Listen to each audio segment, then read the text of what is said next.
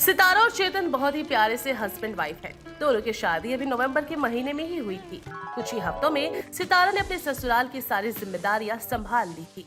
ऐसे ही शाम को वो छत से कपड़े उतार कर ला रही थी कि ठंडी हवाओं के चलने से उसे ठंड लगती है और वो ठिठुरते हुए नीचे आ जाती है और कपड़े साइड में रखकर सोफे पर एक कोने में पैर ऊपर करके कांपते हुए खुद से बोलने लगती है। अरे क्या हुआ बहू, तू ऐसे कांप क्यों रही है? तेरी तबीयत खराब हो रही है क्या? अरे बोल तो सही कुछ। वो माँ जी, ऊपर बहुत ठंड लग रही थी। अभी तो दिसंबर भी नहीं आया है, इतनी ठंडी हवा चल रही है जैसे कि ठंड आ गई हो। ओहो, इतनी ज्यादा ठंड भी नहीं हो रही है कि तू 4 कपड़े लाने में इतना कांप रही है। थोड़ी सी हवा लग गई होगी। कमरे में लेट जा थोड़ी देर, जब ठंड आएगी फिर क्या होगा तेरा। माँ जी, आप मुझे कमरे तक छोड़ दीजिए प्लीज माँ जी। नौटंकी कहीं की, अब इसे कमरे तक छोड़ने जाऊं मैं? सितारा की बात सुन चांदनी उसे कमरे में छोड़ने जाती है और लिटाकर कंबल उड़ा देती है और हीटर भी चला देती है। 2 घंटे बाद उसे ठीक लगता है और वो शाम का खाना बनाकर रख देती है। तभी चंदू भी आ जाता है और उसके लिए आइसक्रीम लाता है। ये देखकर वो खुशी के मारे आइसक्रीम खा लेती है। फिर सभी साथ में डिनर कर लेते हैं। कुछ देर बाद वो अपने कमरे में फिर से कांपने लगती है क्योंकि उसे फिर से बहुत ठंड लग रही थी। ये देखकर चंदू उसे कहता है, क्या हुआ जान, तुम अचानक से कांपने क्यों लग गई? बुखार तो नहीं ना तुम्हें? नहीं, बुखार तो है नहीं, फिर कांप क्यों रही हो? क्या हो गया? चंदू जी, मुझे बहुत जोर से ठंड लग रही है। शायद आइसक्रीम खाने से हो रहा है। अभी थोड़ी देर पहले ही मुझे छत पर ठंडी हवा लगी थी और मैं ऐसे ही कांप रही थी, फिर ठीक हो गई। चंदू जी, मुझे बहुत ठंड लग रही है, कुछ कीजिए ना। अरे जान, अभी ठीक से सर्दी आई कहाँ है? तुम कांप क्यों रही हो? आओ मेरे पास आओ। चंदू ये बोलकर उसे ब्लैंकेट के साथ हग कर लेता है और उसके साथ ऐसे ही बैठकर वो सो जाता है। वक्त बीतता है और ठंड के मारे सितारा नहाने के लिए बहुत सोचती है और फिर कैसे न कैसे करके नहा लिया करती थी। नहाने के कई घंटों बाद वो कांपती रहती। ऐसी एक दिन वो टोपा शॉल ओढ़े बाथरूम में अपने सामने बाल्टी में गर्म पानी देखकर कांपती है और बोलती है, अरे आज सच में नहाना पड़ेगा। मेरी तो बिल्कुल इच्छा नहीं हो रही है नहाने की। हे भगवान, ये सर्दी आती ही क्यों है जिसमें नहाने के लिए इतना सोचना पड़े। मुझे तो गर्मी ही अच्छी लगती है। गर्मी में नहाने के लिए सोचना ही नहीं पड़ता। अब तो सर्दी आ ही गई है, बाल्टी में पानी मिक्स कर लेती हूँ। ये बोलकर सितारा गर्म पानी को ठंडे पानी से मिक्स करती है, लेकिन उससे ज्यादा पानी मिक्स हो जाता है। जैसे ही वो पानी में उंगली डालकर चेक करती है तो झट से पानी से उंगली निकाल लेती है क्योंकि उसे पानी बहुत ठंडा लग रहा था और वो खुद से बोलती है, बाप रे बाप, ये पानी नहीं, ठंडी कोल्ड ड्रिंक जैसा पानी हो गया है। लगता है मैंने ज्यादा ही पानी मिला दिया है। अब तो मेरी हिम्मत नहीं पड़ रही कि मैं नहाऊं। कहीं इस पानी से नहाकर मैं बाथरूम में ही मर गई तो, या फिर कहीं मुझे सर्दी जुकाम हो गया तो। चंदू जी के बहुत पैसे खर्च हो जाएंगे और कहीं मुझे निमोनिया का खतरा हो गया तो। नहीं नहीं नहीं नहीं, सर्दी आ चुकी है, सब लोग नहाने के फायदे बताएंगे, लेकिन जान भी तो मेरी है, इसलिए मेरी हिम्मत नहीं हो रही कि मैं नहाऊं। चाहे कुछ भी हो जाए, मुझे एक ही बात पर अड़े रहना है, क्योंकि जल है तो कल है।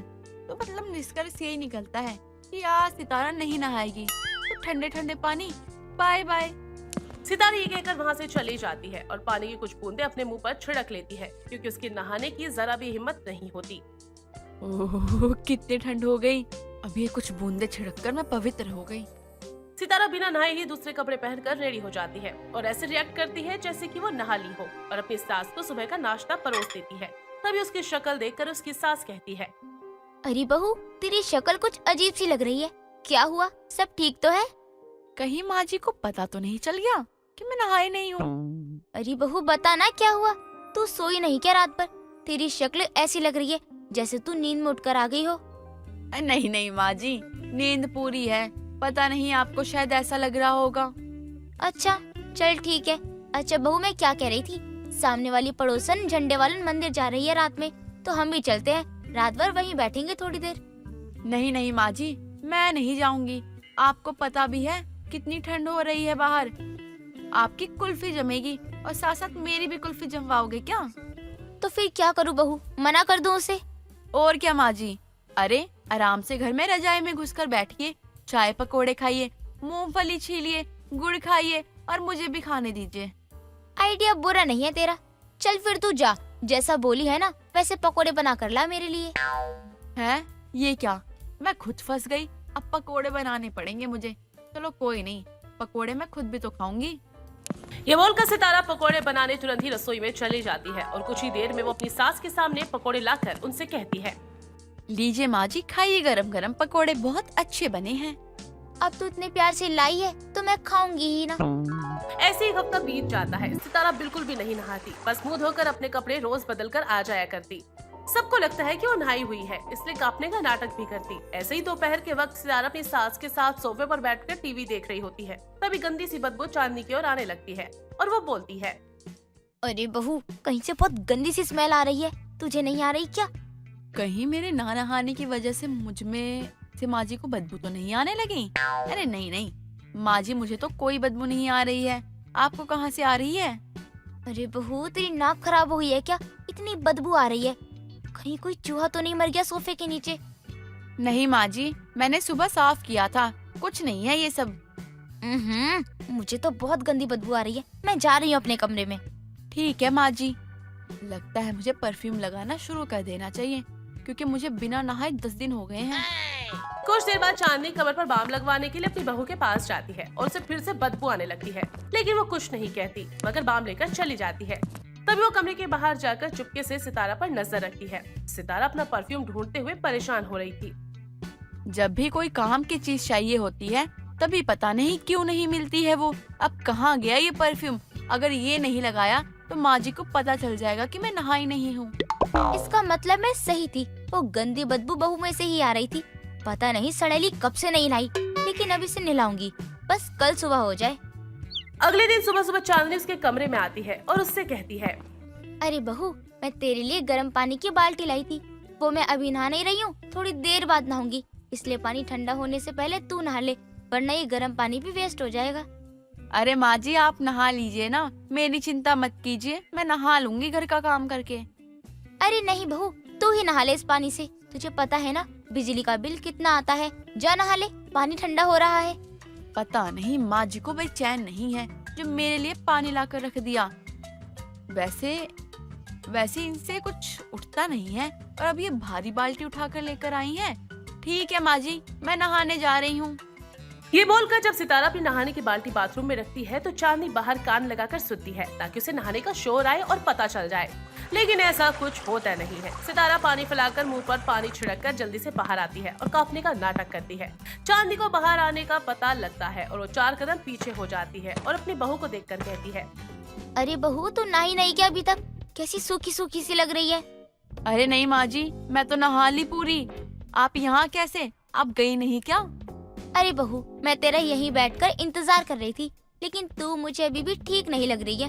वो चमक है ही नहीं तेरे चेहरे पर नहाने की, इसलिए एक बाल्टी गर्म पानी और है, ये ले, इस बार अच्छे से नहा कर आइयो, चल जा। अरे माँ जी, पर मैं नहा ली, बार बार जाओ क्या? माँ जी, नहीं नहाना मुझे। बहू चल जा और नहा करा, और अच्छे से नहा कर आइयो इस बार। सितारा ना चाहते हुए भी दोबारा बाथरूम में जाती है और बाल्टी रखकर परेशान होकर खुद से कहती है, माँ जी, लगता है मुझे बिना नहलाए तो मानेंगी नहीं। अब तो वो शायद मेरे बाथरूम के बाहर ही हैं, इसलिए मुझे सावधान रहना पड़ेगा और यकीन दिलाना पड़ेगा कि मैं नहा ली हूँ। ये बोलकर सितारा मग में से गर्म पानी लेकर जमीन पर डालती है और ड्रामा करते हुए कहती है, आह, वही मग, कितना ठंडा पानी है। हे भगवान, मुझे बहुत ठंड लग रही है, अब की बार तो नहाना ही पड़ेगा मुझे। ठंडी। इस तरह पानी फैलाकर आवाज करके नहाने की एक्टिंग करती है और बाहर कान लगाकर सुनते हुए चांदनी बोलती है, चलो आखिरकार बहू नहा ही ली, मेरी तरकीब काम आई। कब से घर में बदबू फैला रही थी बिना नहाए। चांदनी को इस बात का धोखा हो जाता है, जबकि असल में सितारा नहाती ही नहीं है, बस अपनी सास के साथ चालाकी करती है। सितारा बाहर आती है और कहती है, माँ जी, मुझे बहुत ठंड लग रही है, थोड़ी देर मैं धूप में बैठ रही हूँ, अब आप भी नहा लो। ठीक है बहू। ये बोलकर चांदनी खुद भी नहा लेती है और धूप में बैठने छत पर आती है। अपनी बहू को खुद से बात करते हुए सुन लेती है, जिसके बाद चांदनी को फिर से यकीन हो जाता है कि उसकी बहू नहीं नहाई। अब वो उसको नहलाने के लिए अगले दिन उस पर जानबूझकर बाल्टी से पानी फेंक देती है, जिसके बाद सितारा को बहुत ठंड लगती है और वो कहती है, अरे माँ जी, ये क्या किया आपने? मुझे गीला कर दिया जानबूझकर। आपको पता है ना मुझे नहाना नहीं पसंद। पता नहीं कल से आप मेरे पीछे क्यों पड़ी हो। अरे बहू, मैंने जानबूझकर नहीं किया, तू अचानक से सामने आ गई। मैं तो हॉल धो रही थी और पानी तुझ पर चला गया, और देख तू तो पूरी गीली हो गई। जा जल्दी से नहा ले। अब तो बहू पूरी गीली हो गई है, अब तो इसे नहाना ही पड़ेगा।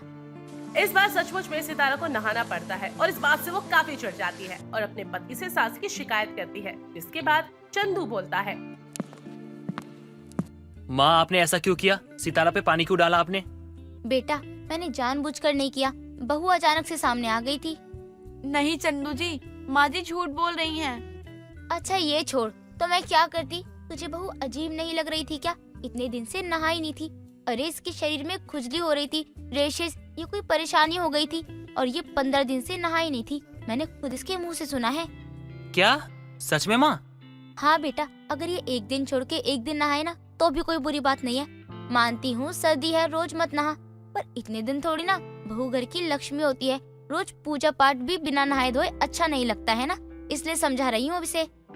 चांदनी की बात सुनकर सितारा को अपने किए पर पछतावा होता है और वो उसकी बात सुनकर सर्दी में अच्छे से नहाना शुरू कर देती है।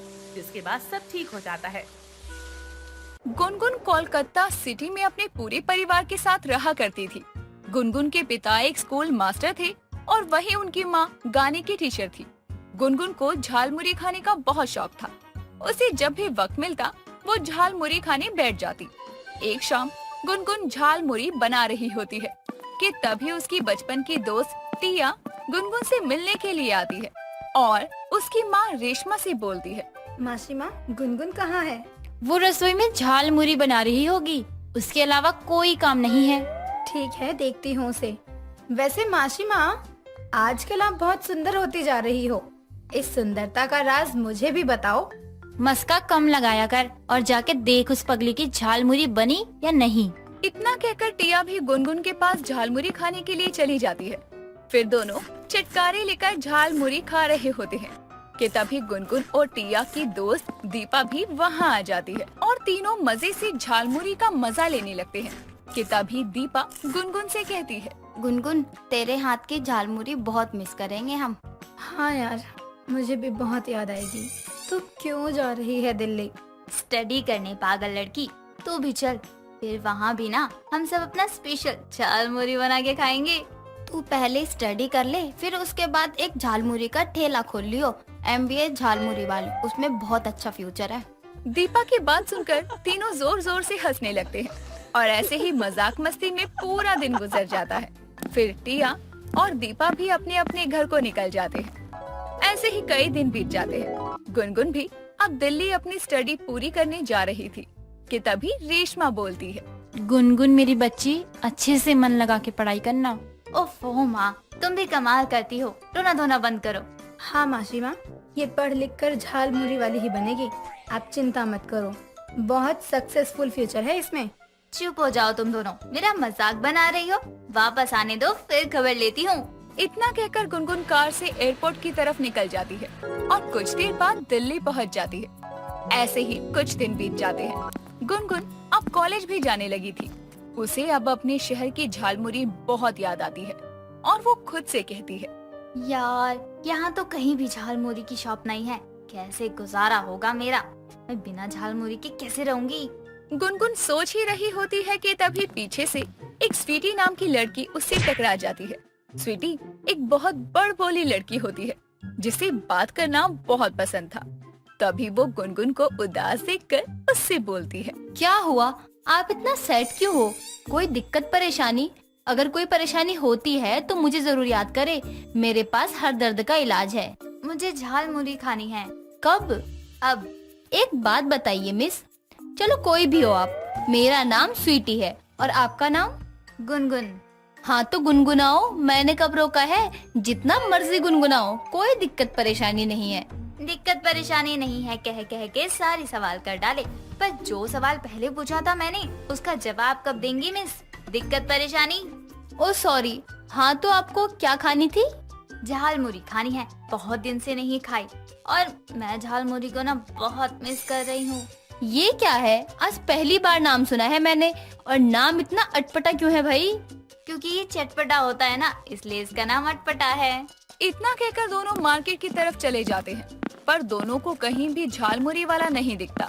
और थोड़ी दूर के बाद स्वीटी एक ठेले से चिप्स खरीदती है और गुनगुन को भी खिलाती है। तभी गुनगुन को एक आइडिया आता है, अरे वाह, ये तो बहुत ही टेस्टी है, थोड़ा और खरीद देते हैं, मैं घर जाकर इसका कुछ बनाऊंगी। क्या अब इसका क्या ही चटपटा बनाओगी, पहले से है। बस इस चिप्स की जान न निकाल देना। इतना कहकर दोनों कुछ चिप्स के पैकेट और प्याज टमाटर लेकर अपने रूम की तरफ चली जाती है।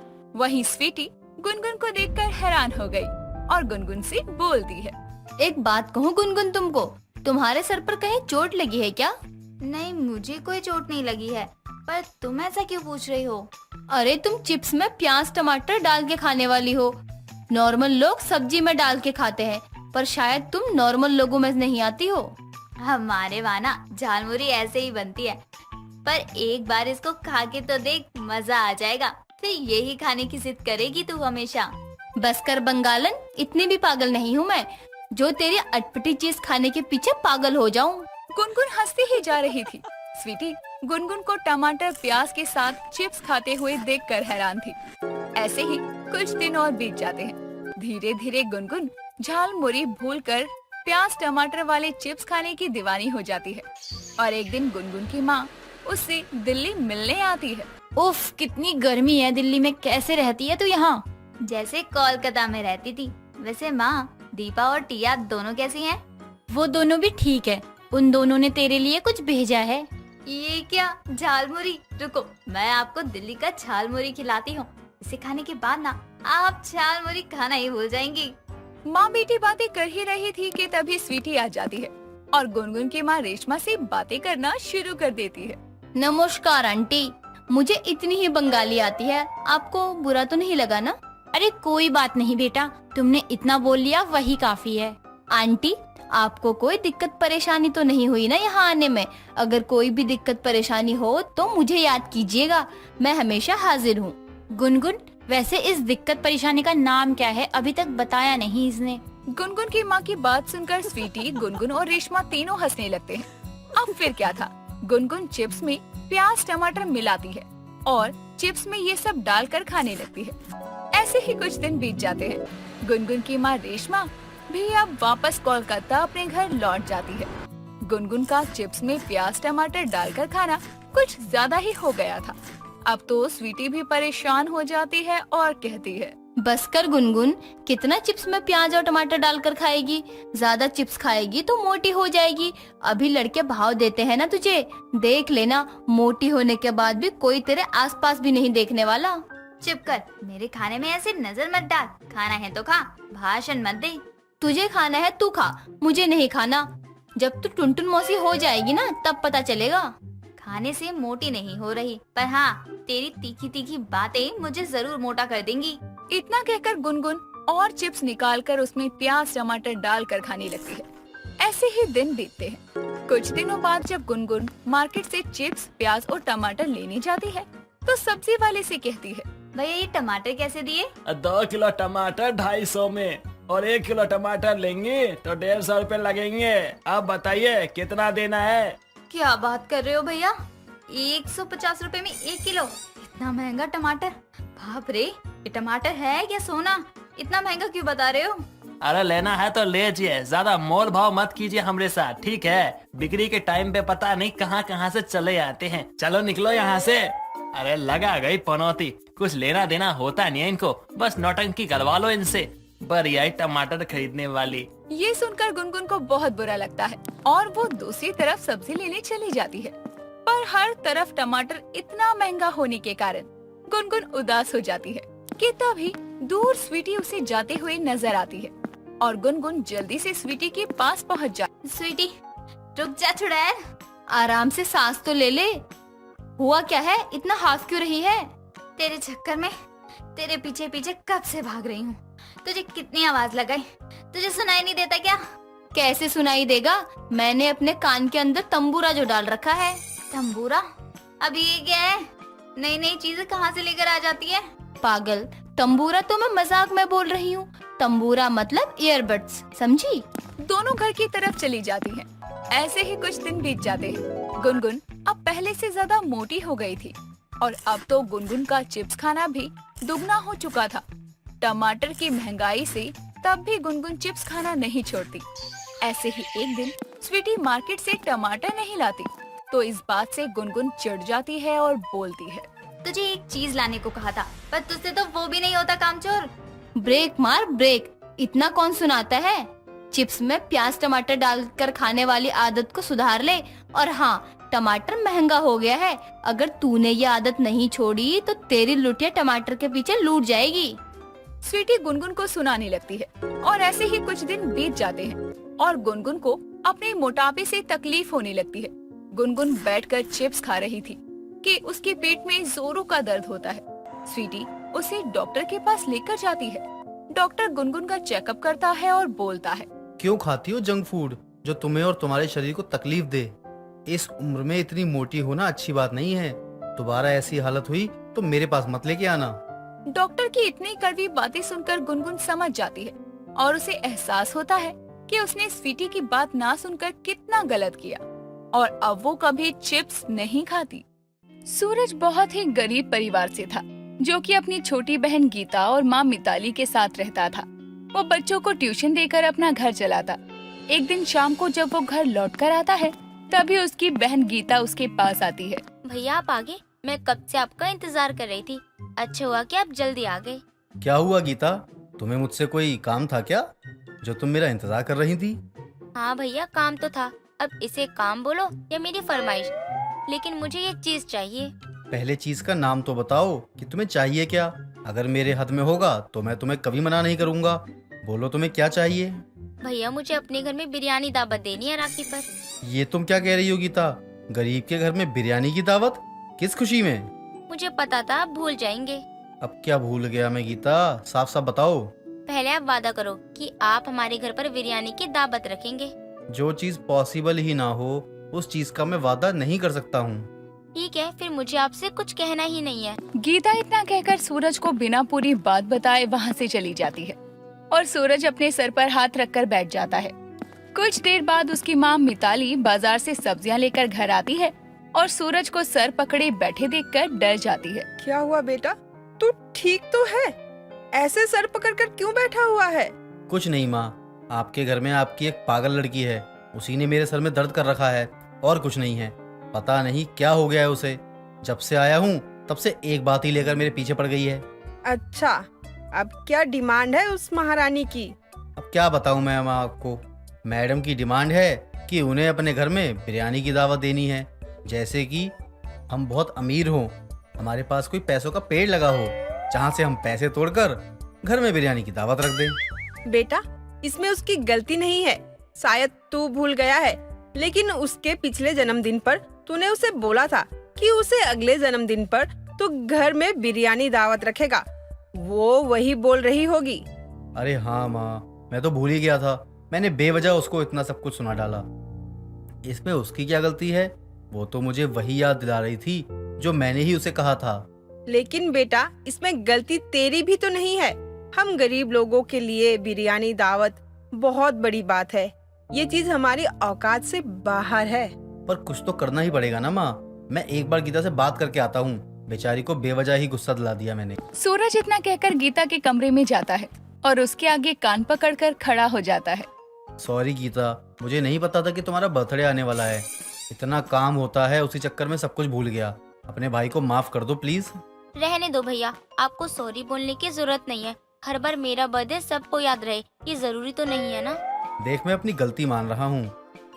अब इसमें इतना मुंह फुलाने की कोई जरूरत नहीं है। माफ कर दे मुझे। और बता, क्या कह रही थी तू? तू जो बोलेगी वैसा ही होगा बिल्कुल। पक्का? आप झूठ तो नहीं बोल रहे हो ना? नहीं मेरी प्यारी बहना, मैं तुझे झूठ नहीं बोल रहा हूँ। तुझे जो कहना है बोल। भैया, इस बार राखी और मेरा जन्मदिन दोनों एक साथ ही एक ही डेट पर पड़ रहा है, इसलिए मैं चाहती हूँ कि उस दिन हमारे घर बिरयानी की दावत हो। थोड़ी रहीसी तो दिखनी चाहिए ना उस दावत में। मेरी सभी सहेलियाँ भी आएंगी। ठीक है, मैं देखता हूँ, कोशिश करूँगा तेरी इस विश को पूरी तरह से पूरी करने की। सूरज इतना कहकर वहाँ से चला जाता है। दिन बीतते हैं और बीतते दिन के साथ राजू की बेचैनी भी बढ़ती जाती है, क्योंकि उसे अपनी बहन की बिरयानी दावत की डिमांड पूरी करनी थी। ऐसे ही कुछ दिन और बीतते हैं और वो अपनी ट्यूशन की फीस लेने के लिए अपने स्टूडेंट के घर जाता है और उसके पिता राजन से बोलता है, देखिए, आप पिछले 3 महीने से अपने बच्चों की फीस नहीं दे रहे हैं। आज मैं बिना फीस लिए नहीं जाऊंगा। ए लड़के, तेरी इतनी हिम्मत हुई, तू मुझसे पैसे मांगेगा, वो भी ऊंची आवाज में? जा, नहीं देता तेरे पैसे, क्या कर लेगा बे तू? ये क्या दादागिरी है? मैं आपसे उधार नहीं मांग रहा हूँ, बल्कि अपनी मेहनत की कमाई मांग रहा हूँ, और उसे तो मैं लेकर ही जाऊंगा। मैं और इंतजार नहीं कर सकता हूँ। मैंने तुझे कहा है ना, मैं अपने बेटे के पेपर के बाद तुझे पैसे दूंगा, अभी नहीं दूंगा मैं। तुझे मेरी बात समझ में नहीं आती है क्या? नहीं, मुझे मेरी फीस आज ही चाहिए। मुझे पता है पेपर खत्म होने के बाद आपका काम निकल जाएगा, उसके बाद आप फीस देने नहीं आएंगे। फीस दे दीजिए, वरना मैं आपके बेटे को नहीं पढ़ाऊंगा। तेरी जुबान ना बहुत चलती है। अब तो मैं तुझे 1 रुपया नहीं दूंगा, देखता हूँ क्या कर लेगा तू। और मैं बिना पैसे लिए यहाँ से नहीं जाऊंगा। तभी राजन अपने गुंडों को बुलवाकर सूरज को बहुत पिटवाता है और उसे उठवाकर घर से बाहर फेंकवा देता है। जैसे तैसे करके सूरज जख्मी हालत में अपने घर पहुंचता है और उसे जख्मी हालत में देखकर उसकी बहन और माँ दोनों रोने लगती हैं। ये क्या हो गया? कुछ नहीं माँ, आप शांत हो जाइए, परेशान मत होइए। तेरा दिमाग तो ठीक है, तुझे इतनी चोट लगी है, तेरा इतना खून निकल रहा है और तू बोल रहा है कि मैं शांत रहूं? अरे माँ, थोड़ी सी तो चोट लगी है, ठीक हो जाएगा। आप लोग रोना बंद कीजिए। लेकिन पहले आप सच बताइए भैया कि आपको इतनी चोट कैसे लगी। वो मैं अपने एक स्टूडेंट के घर गया था फीस मांगने के लिए। उसका बाप थोड़ा गुंडे टाइप का था। वो पिछले 3 महीने से मेरी फीस नहीं दे रहा था। जब मैंने उससे फीस मांगी तो उसने फीस देने की जगह अपने गुंडे को बुलवाकर मुझे पिटवा दिया। पता नहीं ये अमीर लोग क्या समझते हैं अपने आप को। बेटा, मैंने तुझे कितनी बार बोला है कि ऐसे लोगों के चक्कर में मत पड़ा कर, लेकिन तू मेरी एक नहीं सुनता है।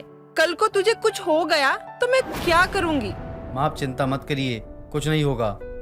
मैं किसी के चक्कर में नहीं पड़ रहा हूँ, मैं तो बस अपनी मेहनत की कमाई लेने गया था। अपने भाई को इतनी तकलीफ में देखकर और अपनी माँ को इतना दुखी देखकर गीता बहुत परेशान हो जाती है।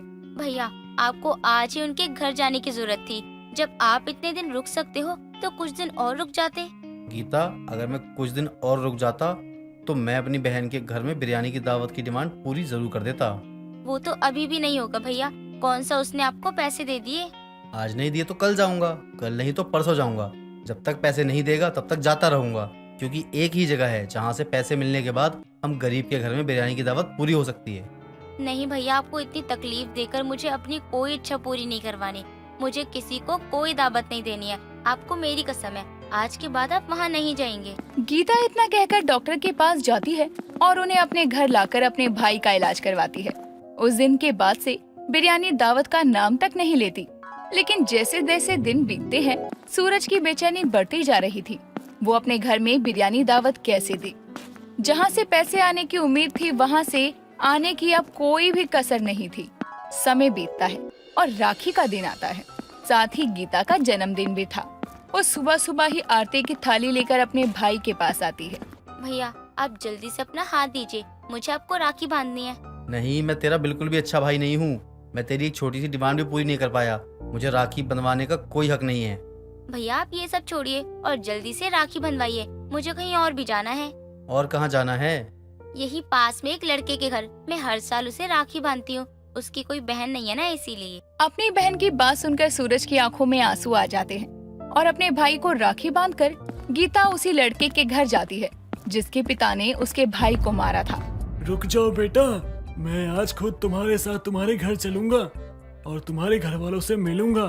उन महान लोगों से मैं भी तो मिलूं जिन्होंने तुम्हें अच्छे संस्कार दिए हैं कि मेरी लड़की ना होने के बाद भी तुमने मेरे बेटे को बहन की कमी महसूस नहीं होने दी। राजन इतना कहकर गीता के घर पहुंचता है, जहां वो सूरज को देखकर दंग रह जाता है। तभी गीता राजन को अपने भाई और माँ से मिलवाती है। उनसे मिलकर राजन को अपनी हरकत पर बहुत शर्मिंदगी महसूस होती है और वो सबको सच बताकर सूरज से माफी मांगता है और उसे उसकी मेहनत की सारी कमाई देकर वहाँ से चला जाता है। जिसके बाद सूरज बाजार जाकर बिरयानी का सामान लेकर घर आता है और अपने आसपास के लोगों को अपने घर में होने वाली बिरयानी की दावत देता है। थोड़ी देर में सभी लोग उसके घर आते हैं और उसके घर की बिरयानी खाकर उसकी बहुत तारीफ करते हैं और इस तरह से आखिर में गरीब के घर बिरयानी की दावत हो ही जाती है।